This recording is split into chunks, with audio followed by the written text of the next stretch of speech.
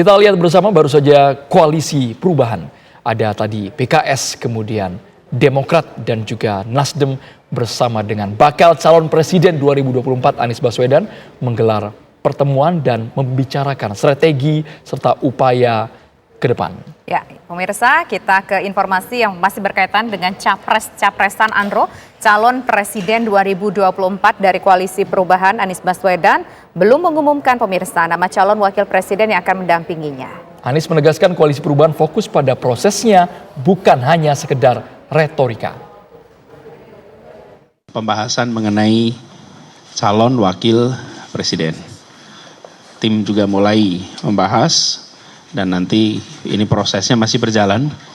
Tapi seperti teman-teman juga tahu, kebiasaan di Koalisi Perubahan untuk Persatuan itu kami melakukan proses dulu baru mengumumkan. Kami tidak biasa mengumumkan tak jelas prosesnya. Kami biasa proses dulu nih dijalani, baru kemudian keluar menyampaikan. Kenapa? Karena kami ingin bertanggung jawab pada publik. Kami merasa ini sebuah tanggung jawab penting, ini bukan main-main. Ini bicara tentang bangsa, bicara tentang negara dan arah kita ke depan. Bukan atraksi-atraksi sekedar untuk menjadi percakapan. Itulah sebabnya kita seriusi prosesnya. Nanti kemudian ketika pada waktunya sudah selesai, maka kita akan sampaikan kepada masyarakat atas apa yang dijalani di dalam proses ini. Ketua Umum Partai Golkar Airlangga Hartarto menemui mantan Wakil Presiden Yusuf Kala di Kebayoran Baru, Jakarta Selatan. Silaturahmi ini turut membahas mengenai langkah komunikasi dengan seluruh partai politik.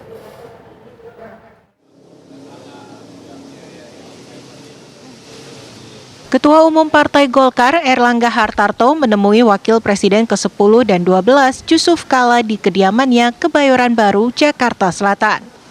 Pada pertemuan itu, Airlangga didampingi istri dan disambut langsung oleh Yusuf Kala dan istri. Airlangga menyebut pertemuan ini sebagai pembicaraan kepada senior di Partai Golkar. Tentu sebagai Pak JK sebagai senior dan juga Ketua Umum Partai Golkar, wajib buat saya untuk menyampaikan update dari apa yang dikerjakan oleh Partai Golkar. Termasuk saat bertemu dengan Pak Presiden Jokowi bersama para ketum parpol lain, Pak? Ya, kami bicara secara global. Karena juga acara kekeluargaan, jadi tentu tidak sedetail pembicaraan tersebut. Kalau respon dari... Ya, Golkar berkomunikasi dengan semua partai. Jadi dalam rangka silaturahmi Lebaran, halal bihalal, ya ini wajar semua saling bersilaturahmi. Sementara Yusuf Kala berpesan Partai Golkar harus menjaga suara legislatif demi mendukung kepemimpinan nasional. Tentu ada dua hal yang selalu kita bicarakan. Bagaimana Partai Golkar itu nanti dalam pemilu tetap mempunyai suara yang cukup atau naik. Kan ini bukan hanya bicara presiden ya, bicara juga tentang legislatif nanti pemilu ini. Yang kedua tentu efeknya kepada kepemimpinan nasional.